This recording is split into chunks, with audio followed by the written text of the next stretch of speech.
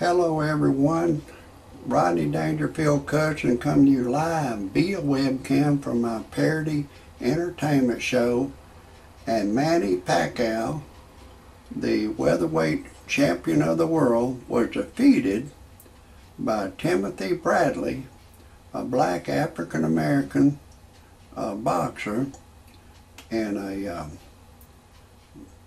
decision. Two of the judges had it 115 to 113 for the black man, Timothy Bradley, and one woman judge had it 115 to 113 for Pacquiao. And now you're going to hear the rest of the story after I tell you my disclaimer. Some of the names have been changed to protect the innocent and the guilty, and some of the pictures have been changed to protect the innocent and the guilty, and everything in my parody entertainment show is a parody. Do not take anything I say seriously. Do not take anything I say personal. Do not try anything I say at home. If you do, check with your attorney first and still don't do it. I'm a professional. No amateur should ever try anything I say, and everything in my parody entertainment show is fictional. It's all science fiction, and it's all make-believe, and my whole show is for entertainment purposes only, and everything I say cannot be verified. If for some reason you disagree with my disclaimer, now is the time to get your happy ass off my channel immediately. I don't want you to hear a thing I gotta say in my parody entertainment show, and this is your final notice. Now let's get back to Manny Pacquiao. He's a well-liked boxer around the world. He's got a real good heart. He wants to help people. He's building a hospital. He's a politician in his home country, and I respect him. I hope he does real well in life. There's a Bob Arum. Bob Arum said after the fight that that's the worst judge he's ever seen. He said two of them too old to fight, can't see. One of them was a woman judge. He said Manny Pacquiao won the fight, and you know, I hope he does well. If he comes back and if he continues to fight, well, I believe he will. I'm gonna give Manny Pacquiao a lesson. They call him the Pac-Man. I'm gonna give him a lesson that when you're in there fighting, if all great boxers lose, Muhammad Ali, Mike Tyson, Larry Holmes, George Foreman, they all will lose. They all will lose.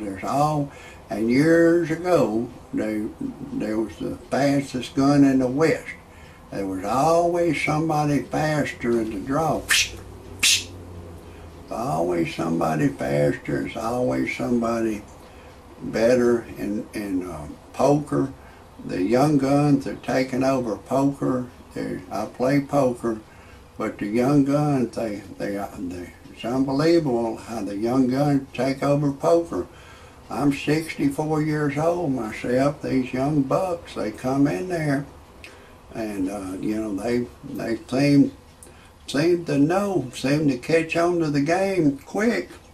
And in boxing, they seem to catch on to the game. You know, all great boxers, they'll eventually lose. And Manny Pacquiao, I want to give Manny Pacquiao and any boxer a lesson. Any boxer. Once you're in the ring, whether you're a kickboxer, they submit you, you tap them on the shoulder that you give. You know, if you see you're getting the crap beat out of you and you see he's just too powerful for you, just tell him, like Roberto Duran said against Sugar Ray Leonard, no mouse, no mouse. I give up, that's it, no mouse. So Roberto Duran was a great boxer. He knew when to say, that's it, I've had enough. Now your boxer, your manager, your trainers, they gonna tell you, you okay? Come on, go back in there. You okay? They see you cut all of it, your lip, your nose is busted. They'll try to push you back in there. It's their job to push you back in there. You need to think on your own. Like, no, that's it. That's it. No. Once you, Manny Pacquiao, you know, if you're winning, you know you're winning, that's one thing. But when you're losing, and all great boxers lose, you've suffered your first defeat since 2005.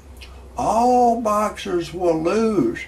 Floyd Mayweather, he will lose. Mike Tyson lost. All great boxers will lose.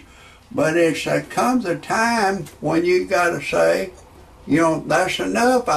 Your manager, they going to keep trying to push you back in the ring. And Manny Pacquiao, you've made a lot of money in boxing. I hope you don't get out of the boxing game punch drunk. I hope everything goes good for you. I believe you're a real good person. I really do believe that. And I believe you want to help people, but there comes a time when you got to hang up your gloves. You got to just quit. There comes a time when, you know, people just got to quit what they're doing. And I've got to break away again for a second to tell you a little bit about who I am. I'm Rodney Dangerfield cousin. You know my cousin, he don't get no respect. You know, he's deceased now. Seemed like after he died, the monkey jumped on my back. Everywhere I go, I don't get no respect. I went to buy me a pack of cigarettes, and there was a bitch boy behind the counter, and the bitch boy carded me for ID. I said, hey pal, I'm 65 years old, and the bitch boy carded me, and I don't get no respect. Another bitch boy said, Rodney Dangerfield cousin, do you belong to Hair Club for Men? And I said, no. A bitch boy said I belong to Hair Club for Men. This is my hair. It's not a wig. And then I went to get me a 6-pack of beer, and another bitch boy carded me. I don't get no respect. I took my wife to a dude ranch. She left me for a dude. And my wife turned gay on me. I said, honey, why would you turn gay on me? She said, with men like you in the world, it makes her turn gay. I said, honey, I'd like to get laid every once in a while. She said, the only way I'm going to get laid is crawl up a chicken's ass and let a chicken lay me. I wouldn't get no respect out of my wife, so I took her to a dude ranch and she left me for a dude. I tell you, I don't get no respect. So I went on the internet to freepornphonesex.com. All it is a recording of a girl. She'll say, hey, lover boy, I'm having a party in my mouth. Would you like to come? If we was alone together, I'd unzip your pants. I tell you, I can't tell you everything she said, but it got my ding-a-ling excited. I said, well, I want to call a loud service. So I called a loud service. And she said my voice was too ugly for her to talk to over the telephone. I tell you, I don't get no respect. And then I needed to generate some money, and my brother bought a 55 Chevy back in 1955 for $1,850. He drove it for 20 years, and then he gave it to me, and I drove it for 20 years. And it'd been sitting up on the old family farm for about 30 years. And I put it on freebuyselltradeanything.com on that site. You can put anything you have for sale on there free to look, free to put your ads on there. And I put it on there and I sold it in a week. And that's a real good site. And then they got a personal section I put on there. I was looking for a young girl to go to church and pray with me. And a young Caucasian girl, 21 years old, answered the ad. We're deeply in love. I've impregnated her. Our love is going great. If anybody has any comment, criticisms, or anything you want to say about my show, I'll appreciate it if you're typing underneath my show. That's going to be a wrap for today.